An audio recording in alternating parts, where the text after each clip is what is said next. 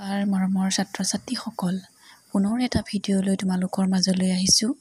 অসম জাতীয় বিদ্যালয়ৰ তৃতীয় শ্ৰেণীৰ দ্ৰুত পাঠৰ শেষৰটি গল্প তিনিটা মাছৰ কথা। এই গল্পটি লৈ তোমালোকৰ মাজলৈ আহিছোঁ।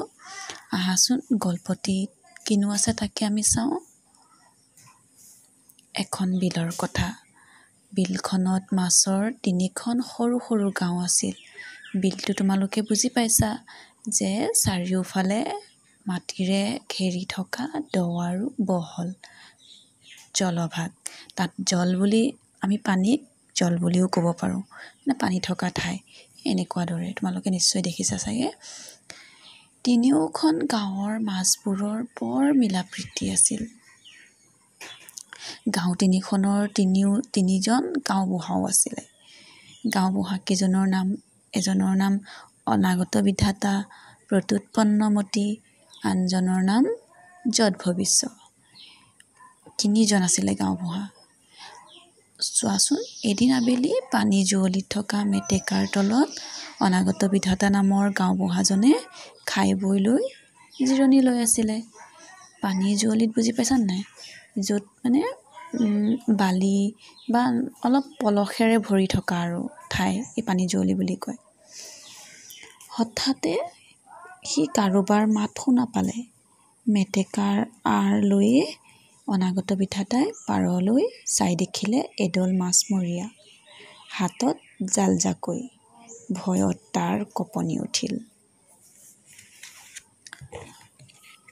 মাছমৰীয়াসকলৰ এজনে আনবোৰক ক'লে, এই পুখুৰীটোত বহুত মাছ আছে। কাইলৈ ৰাতিপুৱাই ইয়ালৈ মাছ মাৰিবলৈ আহিব লাগিব।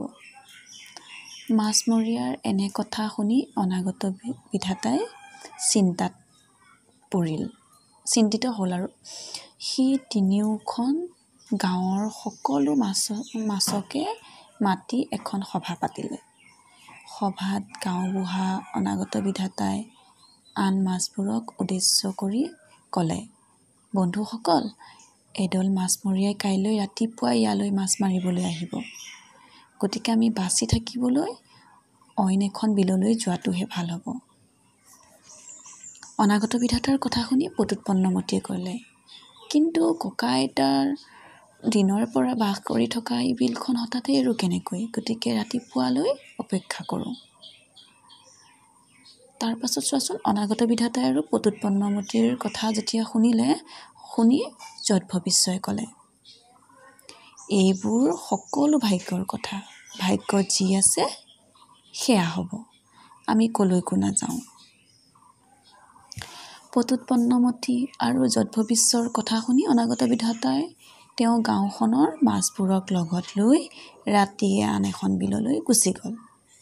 কোনে কোনষাৰ কথা কৈছে তোমালোকে মনত ৰাখি যাবা দেই। পিছদিনা ৰাতিপুৱাই জাল জাকৈ লৈ মাছমৰীয়া দলটোৱে কি কৰিলে চোৱা, বিলখনৰ পাৰত উপস্থিত হ'ল।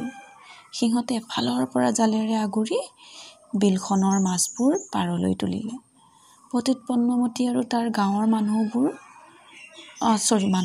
মাছবোৰক থলে একেলগে এটা পাচিত আৰু যৎভৱিষ্যক থলে আন এটা পাচিত। মাছ মৰা হলত মাছমৰীয়া কেইজনে মাছবোৰ ধুবলৈ বুলি বিলৰ পানীত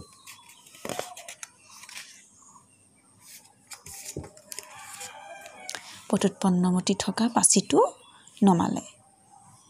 পাচিটো পানীত নমোৱাৰ লগে লগে প্ৰত্যুৎপন্নমতিয়ে তাৰ কাঁইটেৰে পাচি ধৰি থকা মাছমৰীয়াজনৰ হাতত বিন্ধি দিলে। বিষত পাচিটোৰ পৰা মাছমৰীয়াজনৰ হাত এৰাই খাই গ'ল। পাচিটো পানীত এৰি দিয়াৰ লগে লগে প্ৰত্যুৎপন্নমতিয়ে লগৰীয়াসকলৰ সৈতে পলাই সাৰিলে। ইফালে যৎভৱিষ্যই কি কৰিলে, পাচিত ধৰফৰাই আছিল।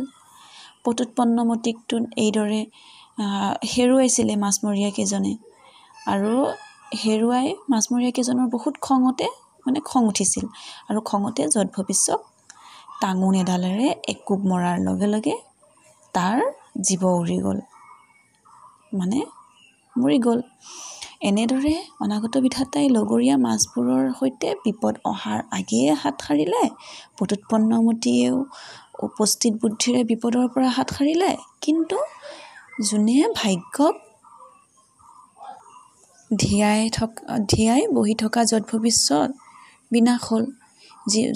যিহেতু যত ভৱিষ্যই ভাগ্যক ধিয়াই আছিলে, ভাগ্যত যি আছে তাকেই হ'ব বুলি ভাবিছিলে, সেইকাৰণে যত ভৱিষ্যৰ মৃত্যু হ'ল। তোমালোকে গল্পটো ভালদৰে পঢ়িবা আৰু নিজেই ক'বলৈ কাৰণে ইয়াত যে 4 নম্বৰটো দেখিছা, সাধুটো নিজৰ ভাষাৰে কোৱা, নিজেই ক'বলৈ কাৰণে চেষ্টা কৰিবা। ভিডিঅ'টো বেছি দীঘলৈ যাব নহয়, প্ৰশ্নকেইটা আজি আলোচনা নকৰোঁ, বেলেগ এটা ভিডিঅ'ত আলোচনা কৰিম। ধন্যবাদ, ভালে থাকিবা সকলো।